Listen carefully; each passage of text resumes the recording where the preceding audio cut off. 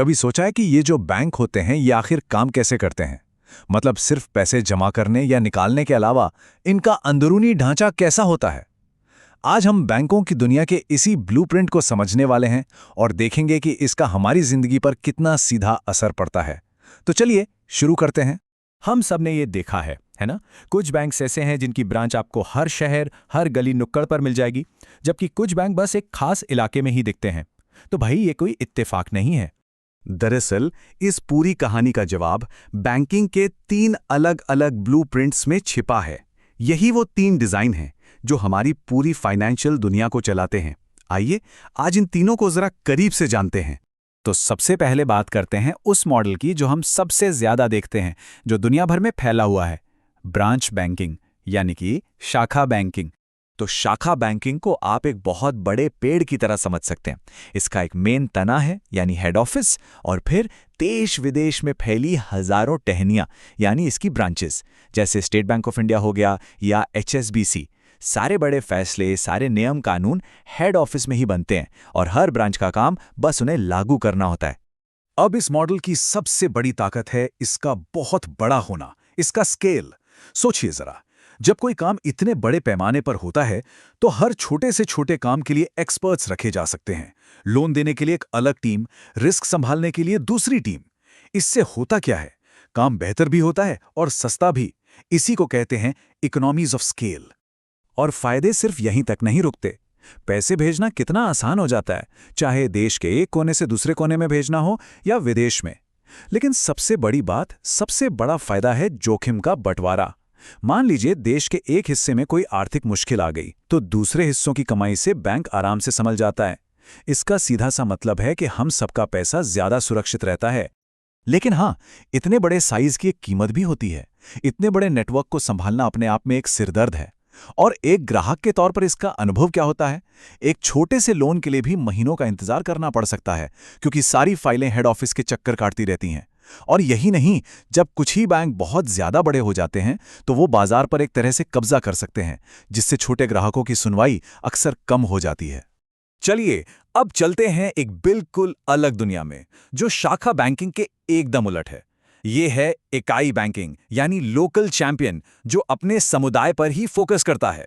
इकाई बैंक, जैसा नाम से ही जाहिर है, अपने आप में एक पूरी आज़ाद यूनिट होता है। इसकी कोई बहुत सारी शाखाएं नहीं होती, या अगर होती भी हैं तो बस उसी एक शहर या इलाके में। ये किसी बड़े बैंक का हिस्सा नहीं, बल्कि एक स्वतंत्र बैंक है जो सिर्फ अपने लोकल समुदाय के लिए काम करता है। इसका सबसे बड़ा जादू है इसका लोकल कनेक्शन। यहाँ बैंक मैनेजर अपने ग्राहकों को नाम से जानता है, उनके कारोबार को समझता है। इसी वजह से फैसले भी बहुत जल्दी होते हैं, लाल फीताशाही कम होती है। और सबसे अच्छी बात क्या है? स्थानीय लोगों का जो पैसा जमा होता है वो उसी इलाके के व्यापारों को बढ़ाने में लगता है। मतलब पैसा उसी समुदाय में घूमता रहता है, जिससे सबका विकास होता है। लेकिन जो इसकी ताकत है वही इसकी सबसे बड़ी कमजोरी भी बन जाती है। क्योंकि ये छोटा है, इसके पास संसाधन भी सीमित होते हैं। ये किसी बड़ी फैक्ट्री या हाईवे प्रोजेक्ट के लिए लोन नहीं दे सकता। और सोचिए, अगर उस इलाके में कोई आर्थिक संकट आ जाए, जैसे कोई फैक्ट्री बंद हो जाए, तो बैंक के डूबने का खतरा बहुत बढ़ जाता है, क्योंकि इसकी कमाई का कोई और जरिया होता ही नहीं है। तो एक नज़र में देखें तो तस्वीर बिल्कुल साफ हो जाती है। एक तरफ है शाखा बैंकिंग, बड़ा पैमाना, बटा हुआ जोखिम और सेंट्रलाइज्ड मैनेजमेंट। इसकी ताकत है स्थिरता और इसकी पहुंच। और दूसरी तरफ है इकाई बैंकिंग, छोटा पैमाना, एक ही जगह पर केंद्रित जोखिम और स्वतंत्र मैनेजमेंट। इसकी ताकत है पर्सनल सर्विस और लोकल फोकस। अगर इसे और भी आसान भाषा में समझना हो तो शाखा बैंकिंग किसी बड़े शॉपिंग मॉल के नेशनल ब्रांड जैसी है, और इकाई बैंकिंग आपकी गली के नुक्कड़ वाली भरोसेमंद किराने की दुकान। दोनों की अपनी अपनी जड़ें हैं और अपनी अपनी खासियतें हैं। अब बात करते हैं तीसरे मॉडल की। ये अपनी बनावट से नहीं, बल्कि अपने काम करने के एक बहुत ही खास तरीके से जाना जाता है। अच्छा, यहां पर एक बहुत जरूरी बात समझनी है, जहां अक्सर लोग कंफ्यूज हो जाते हैं। मिश्रित बैंकिंग का मतलब ब्रांच और यूनिट बैंकिंग का मिक्सचर नहीं है। नहीं, इसका मतलब है कामों का मिश्रण। मतलब एक ही बैंक जब आम लोगों से पैसे जमा करने जैसा कमर्शियल काम भी करे और साथ ही साथ उद्योगों में बड़ा निवेश भी करे। तो ये बैंक एक तरह से इंडस्ट्री के सबसे अच्छे दोस्त होते हैं। ये कंपनियों को उनके रोजमर्रा के खर्च के लिए छोटे लोन भी देते हैं और कोई नई फैक्ट्री लगाने जैसे बड़े प्रोजेक्ट्स के लिए लंबे समय का फाइनेंस भी देते हैं। सिर्फ इतना ही नहीं, ये कंपनियों के शेयर खरीदकर उनके पार्टनर तक बन जाते हैं। किसी भी देश के औद्योगिक विकास के लिए ये मॉडल एक इंजन की तरह काम कर सकता है। लेकिन इस दोस्ती में बहुत बड़े खतरे भी छिपे हैं। सबसे बड़ा जोखिम है लिक्विडिटी का, यानी नकदी का। सोचिए, बैंक हम जैसे आम लोगों से छोटी अवधि के लिए पैसा जमा करवाता है, जिसे हम कभी भी मांग सकते हैं। लेकिन बैंक उसी पैसे को 10-20 साल के लिए किसी फैक्ट्री में लगा देता है। अब अगर किसी वजह से लोग अचानक अपना पैसा वापस मांगने आ जाएं, तो बैंक तुरंत पैसा कहाँ से लाएगा? यही इस मॉडल का सबसे बड़ा सिरदर्द है। तो हमने 3 अलग-अलग डिजाइन देख लिए, एक बड़ा और फैला हुआ, दूसरा छोटा और स्थानीय, और तीसरा जो काम पर फोकस करता है।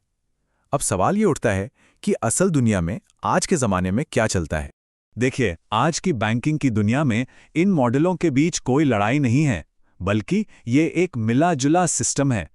आज की कोशिश ये है कि हर मॉडल की सबसे अच्छी बातों को एक साथ कैसे लाया जाए। ये लाइन मेरे ख्याल से पूरे मामले को बहुत अच्छे से समेट देती है।